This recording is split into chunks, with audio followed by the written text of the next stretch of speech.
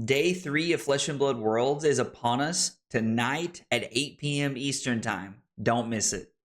We've already had 2 amazing days of coverage and games for the best players in the world to show us how awesome Flesh and Blood is and how awesome they are. I'm going to break down World's top 8, each matchup, and how I think it's going to play out.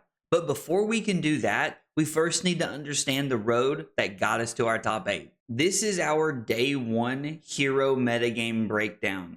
Now, if you've been following ProQuest season and other events that have been happening recently, you're probably not too terribly surprised by the numbers you're seeing on the screen right here.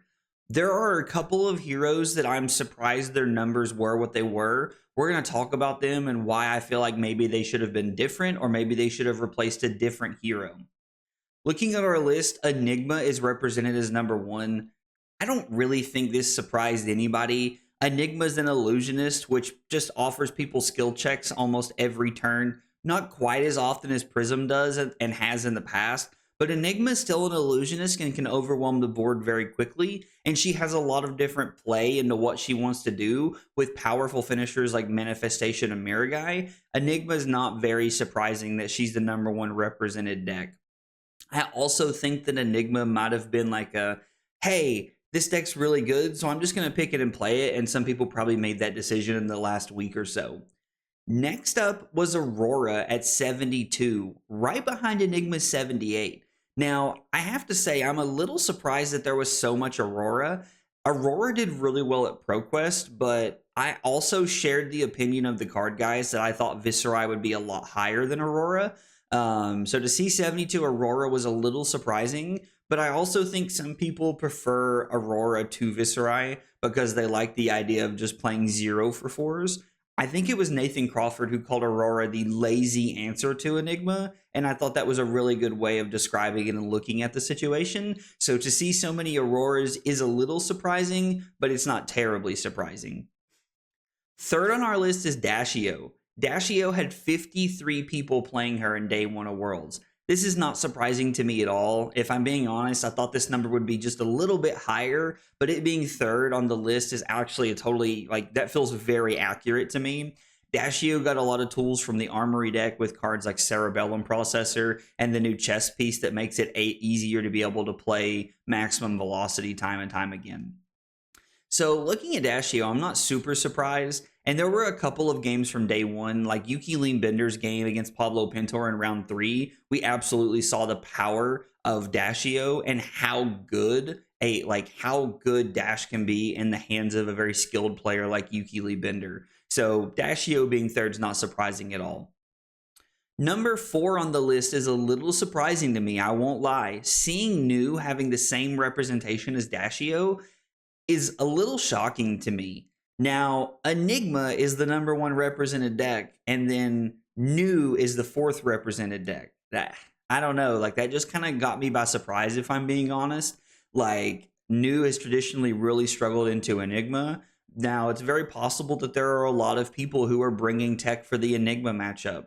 We've seen Michael Hamilton playing Count Your Blessings New so far, and we all know Michael Hamilton's one of the greatest players in the world, so he probably just knows something that I don't. There's a good reason he's playing in top 8 of Worlds, and I'm making this video at home for you guys to watch about the top 8. 5th on our list is Viserai. Viserai is a very solid aggro hero that does have some decent disruption pieces like Snuff Out that he got from Rosetta. So I'm not super surprised to see Viserai up there. I think seeing these numbers and some of the things that are happening here, like Dash.io being 3rd and Viserai being 5th, means that we could be looking at a Warmonger's Diplomacy heavier meta, trying to like mitigate some of the things that these decks are trying to accomplish. But Viserai is a very powerful deck. Malefic Incantation is also insanely good. So Viserai got a lot of really good tools to make him more powerful and put him in the spotlight. Zen at number 6 with 44 heroes. 44 people playing Zen. I'm going to be honest, this number is a little low to me. I was talking to a few people before Worlds during ProQuest season, and we were talking about Zen and how I feel like it fits into the meta, and Zen I think had a really good place, especially with Victor and like some of the slower decks that like ultimately have a better matchup into Zen being like lower on the metagame. I honestly like I think Zen should have had more than 44. I kind of think that New and Zen should have been swapped, if I'm honest, looking at these numbers. But I mean, I don't know. People also know what's going on. Like, people have a better grip on things, but I just thought Zen was in a better spot going into Worlds, to be honest. And it probably would have been one of my top 3 decks to pick between if I was going to Worlds, which is crazy because we've seen an Art of War band and a Bonds of Ancestry band, and we still have 44 Zen represented at Worlds. It's absolutely crazy. Next up is another surprising one, Florian. Now, Florian does have a lot of play into a lot of the top heroes here with a very grindy and good late game. I have been told by a couple of people that if you build Florian in the right way, you can actually have a pretty decent Enigma matchup. Now, I think that if you're playing the slower beats aggro version of the deck, like, you probably have a worse Enigma matchup. So you have to really pick your battles there, I think. One of the things that I think kept people away from Florian is that it has a pretty tough Viserai matchup. Now, I've not played a lot of Florian, but that's just that's just what I've heard from people that I know and trust and that they play a lot of games. So Florian having 23 spots, I guess, shouldn't be too surprising, but it is a little surprising to me because I assume that if you're playing Florian, you might have a better comfort pick on something like Viserai or Enigma, or maybe you feel like you just have the tech and the tools with Florian to be able to beat up on everybody else. Next up on our list at number 8 is Azalea. Azalea is loved by so many people, and she's also pretty close to hitting Living Legend, I think. I think she's like 100 or 150 points away. I was talking about this last night at my armory, actually. But Azalea is a really solid deck and has a lot of play, but I'm going to be honest, I don't think she's that good in the current World's meta. She does like to try and punish some of the aggro decks for doing things, but she has a really weird new matchup, and Aurora and Dash.io can honestly just race her if she's not just going red in the ledger, red in the ledger, red in the ledger. Now, we did see a game 1 on camera where it was Viserai versus Azalea, and the Azalea threw 3 red in the ledgers back to back to back and was still barely able to claw out that game. So I think that says 2 big things. One, Viserai is insanely nutty. Also, big shout out to the Viserai player in round 1 for realizing that they needed to block as much as they could, stay where they were at, and wait for their turn to come back. And then they almost got into that game. That does actually happen to be our defending Pro Tour champion. So I don't think Azalea was a great pick. So seeing 18 on here is probably more of a passion pick for a lot of people, if I had to guess. And I'm going to be honest, looking at the rest of the field, I think most of these heroes are passion picks, if you want the truth. Just kind of like looking at a lot of the field and everything like that. I think the first 6 were really important, powerful heroes that really did a lot to like warp our metagame in a certain way. But everything past this is kind of passion picks. Next up is Victor. There was 11 people playing Victor, and while as a Victor stan, I salute you. But Victor was, in my opinion, a horrible pick for Worlds.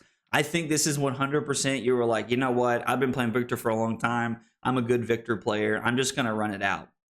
Next up is KO. Now, this one surprises me a little bit because KO, at 8 copies, I don't understand, if you want the truth, why KO is not doing better. Like, KO is a very powerful deck. It can just deal like 30 points out of nowhere with a Blood Rush and a Beast Within. I really don't understand why KO is not seeing more play, if I'm just being real honest with you. KO has a decent matchup into New, in my opinion. It can probably just race Dashio and Aurora with the right draws. So I really don't get that. KO seems very good, and it's just not represented. And to be honest, I don't really see it. Now, looking at this, the last 3 rows here of our list are all, in my opinion, they are all just like comfort picks, decks that people love. Like, the 2 Bravos are probably Count Your Blessings. Kanos are probably a comfort pick because we all know that Kano can just win games out of nowhere and just take the game off the top rope. The 5 Levias, they're probably big Ethan fans, and I can't blame them. Ethan's a cool guy. But Levia, I think, was probably a comfort pick looking at the metagame and everything. There's like 1 Kasai, there's 1 Riptide, there's 1 Vincent. The 1 Vincent, my heart goes out to you. It truly does. But everything past this in the metagame was truly a comfort pick and a passion pick, and something that you felt like you had a better chance of winning on because you knew your deck better than everybody else. And that's a tough thing to say because Worlds is the best players in the world. This is our day 2 hero meta breakdown. And here we're going to spend a lot of time talking about why each hero converted, why I think it's important to know that they converted for day 2, and what you can look out for because of that in our top 8 games.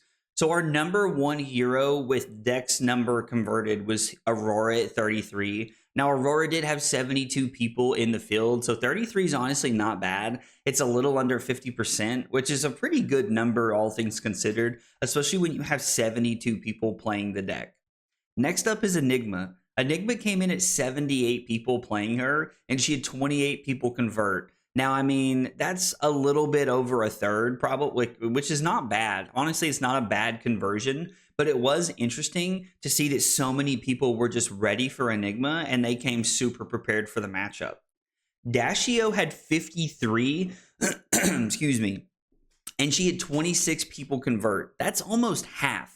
Considering the complexity and how new a lot of the tools are for Dashio, that really tells me that a lot of people came prepared to play Dashio and they understood all of the matchups. It also tells me that Dashio players came prepared for draft, which is a really good note because there's a lot of people who are like, oh man, like CC this and CC that. And then they get to the PT or Worlds and they don't know how to draft. And so they just kind of fall apart when it comes to that record. But Dashio had a very good percentage here. We also had 53 news in the field, and we only had 20 convert. Now, again, this is not a bad percentage. We're probably looking at around like high 30s, low 40% here. So seeing a lot of news convert meant that they probably also came prepared for draft. Now, to be honest, it's Worlds. Like, it's Flesh and Blood Worlds. At this point, I'm assuming everyone came prepared for draft, or they were just there to hang out. Viserai had 20 of the 52 people who were playing them convert for day 2, which is honestly like, it's again, like these are all really solid numbers. So you have to like, when you're looking at them in percentage, you kind of have to like, that's the best way to break it down as percentage. But I do have the number of heroes because I really wanted you guys to understand what we were working with for day 2 and what everybody was trying to do here. Zen, my boy. Okay, now Zen had a 25% day 2 conversion. 11 out of 44, really not that bad to be honest. I mean, a fourth of all people getting across the finish line for day 2 is not bad. The percentages, it's weird, kind of go up and down all at the same time the more heroes there are, because the less heroes there are and the more people that convert, the higher their percentage here. So those stats can be a little skewed. Now, there was 18 Azaleas and 8 of them made it to day 2. In the last, like, a minute ago, you just heard me talk about how I did not feel like Azalea was very good in the metagame, but almost half of them converted. So I think that speaks a lot to the fact that Azalea players really know what they're doing. I still don't think Azalea was a good pick for the World's meta, though. Next up is Florian. Florian only had 5 of 23. So that's like what? Almost, it's like between 20 and 25%. Which I guess like is really not a bad number when you're looking at all things considered, like when we talk about Zen and all the other heroes that pop up. But still, like I'm honestly like seeing 5 Florians make it to day 2 is a little surprising because I did not have Florian doing well at Worlds, honestly. Dorinthia had a 50% conversion rate, and I would be willing to bet that one of them was Josh Lau. Now, I don't even know if Josh Lau ended up on Dory. I think he did, but I don't know for sure. But if there's 3 Dories in day 2, I'd be willing to bet that one of them's Josh Lau. Next up is KO at 2 out of 8. So we have another 25%er right here. Again, like my brain just does not comprehend why KO is not doing well in the meta. If you have an understanding of why KO is not doing well, please let me know in like the comments. I'd love to hear about it. Acilio, I think, had the highest conversion percentage. It went 2 of 3, meaning it had a 66% hero conversion. If you showed up with Acilio, you were there for the memes, which at Worlds I highly doubt, or you knew exactly what was going on with your deck and what you were doing and everybody else. We saw Alexander Vor, I think, playing like at 9-2 or 9-3 at one point during day 2 with Acilio. So Acilio had a good run late into the tournament. Alexander Vor really showing the power level, but he did fall short to a Viserai player during that game. So Acilio was 66%, not bad. Rhinar, 2 out of 4, 50%. Rhinar just got stonks, showing up out of nowhere. That Splatter Skull card maybe gave him the support that he needed here. Victor, 2 of 11. I honestly, like, Victor had a sub 20% conversion rate. I'm not surprised. the people who converted on Victor probably did well in draft, if I had to guess, and they probably also like played into like a bunch of Auroras or Zins or just the aggro decks, and they were able to block him out and fatigue him. It would be my guess. Bravo had a 50% conversion rate with 1 of 2. Dash IE had a 20% conversion rate with 1 of 5. Levia was 1 of 5 as well, and Prism was 1 of 5. So we're seeing a lot of the 20%, but there were a few heroes that got to 50, in the 40s for a lot of them, and even above 50% for one of them. This is your 2024 Flesh and Blood Worlds top 8. We're going to break down the heroes that made top 8, and we're going to talk about each matchup and who I think is going to be holding that giant check when it's all said and done with. Looking at our heroes, we have 2 Auroras, we have 1 Nu, 1 Viserai, 2 Dashio, and we have 2 Enigma. I think this is a pretty accurate representation of what we saw at Worlds, plus what everybody thought was going to be there. So it feels like Worlds really lived up to its name, and it had a lot of the heroes and the breakdowns that we thought were going to be there. The first matchup we have is Rob Catton. I really hope I said that right. I'm not sure if it's Catton or Catan, but either way, I apologize, Rob. And we have Gregors Kowalski. If you've been playing Flesh and Blood for a few years now, then you recognize Rob's name. A top 8 competitor, if I'm not mistaken, at 2022 Worlds. He has proven himself, and he's clearly a heavyweight of the game. Rob comes ready to rumble, and he's not ready to back down. If you come from Magic, like I did, then you recognize that name, Gregors Kowalski. Gregors Kowalski has either won a World Magic Championship or he's made it to the finals in a World Magic Championship.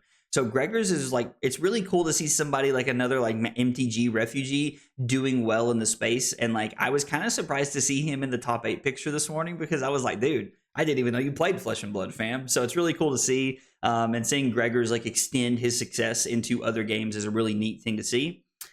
Talking about the matchup here, I'm going to be honest, I got to take Rob. I know I'm a little biased by Aurora, but I think Rob has all of the tech, and I think Rob has like Flicker Wisp and all the things he wants to be doing to be able to put Gregors on the back foot. And so I could definitely see Rob taking this one down here. So give me Rob in our first game.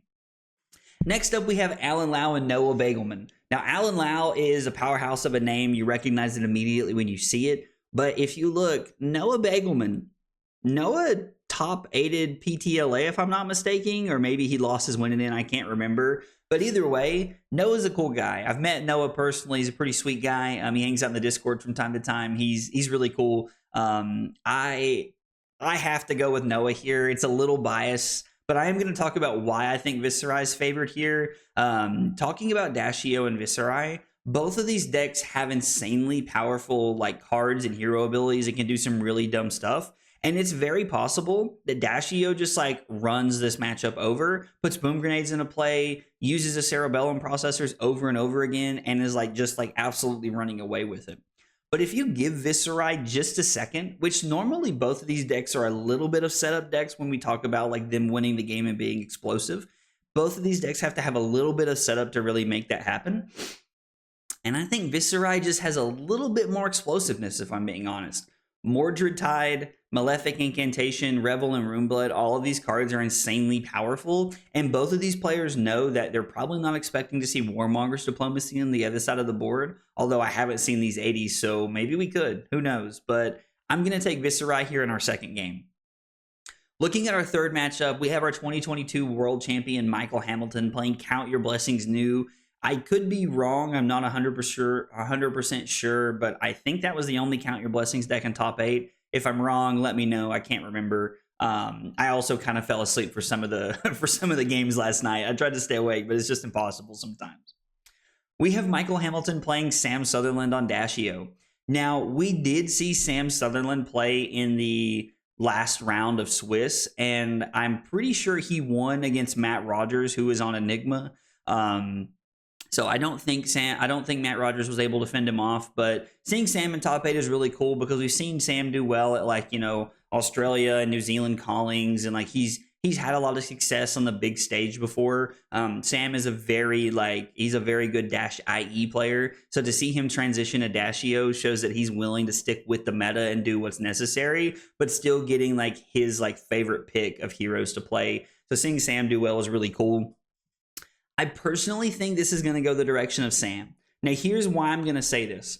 If Michael Hamilton has hands that brick up and get awkward where he has like 2 instants with it. Like, say he has a count your blessings and a Passover in hand.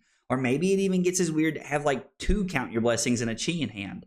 That is when Sam Sutherland can strike and like really pounce with a boom grenade and push a lot of damage to be able to hit and really push through those effects. Now, Count Your Blessings is still able to gain life, but if we see this happen, I think you're going to see Sam take down the first game in top 8 here. So give me Sam Sutherland going into top 4 here.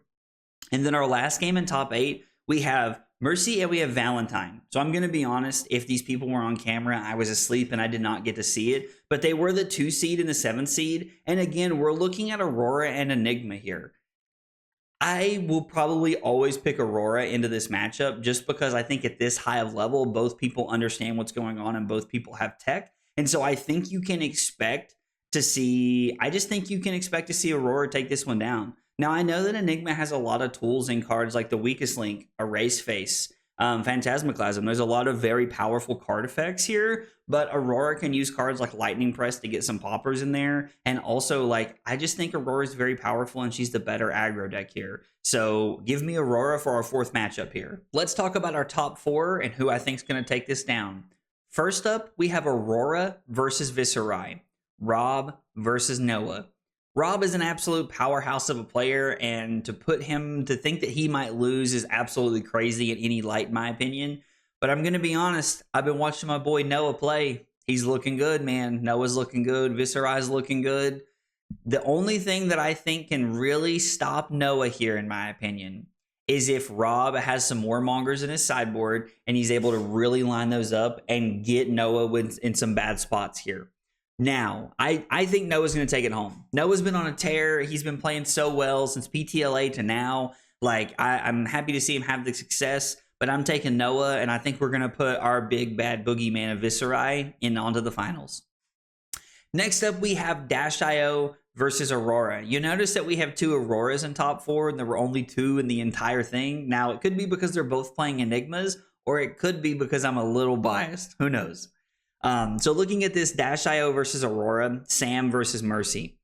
Now, I think that Dash.io is actually favored into Aurora because of her powerful ability to just like set everything up and put items into play, draw extra cards. High Octane is insane. So I think we're really going to see a lot of value from Sam, and we're going to watch him apply a lot of pressure. And I think we're going to see him win the game and advance onto the finals. And let's talk about the last match. And then there were 2. Viserai versus Dash.io. I gotta be honest, if 6 months ago you'd have told me to pick the 2 Worlds Finals competitors, I wouldn't have had Dash.io or Viserai in this finals. So it's really cool to see that how my opinion has changed and how LSS has added support to existing heroes and to like added some new heroes that have like really shined. And so to see this and to pick this, I'm gonna be honest, it's not easy, but I gotta go with Dash.io. I think Sam is like one of the best players in the world, and I think Sam has been absolutely crushing it. So I'm not surprised to see him in the finals or for me to have him in the finals, but I think Dash.io is going to take it down. She's very powerful, and I know that we had Noah on Viserai beating a Dash.io earlier, but I think Sam is honestly just too good. Sam's one of the best players in the world, in my opinion, and he's an established Dash player on top of that. So I think we're going to see Sam bring this home and take home the big check, and he's going to have that big smile on his face that we love to see. So give me Dash.io and Sam Sutherland bringing home the gold. I am so excited to watch the World's Top 8 tonight. It's going to be some great games with some of the best players in the world, and I can't wait to see how it all plays out. If you guys disagree with any of my picks for top 8 and who we think is going to win, let me know in the comments down below. I'd love to hear about it. If you enjoyed the video, be sure to like and subscribe for more content. Thanks for watching, and I'll see you next time. Take it easy, guys.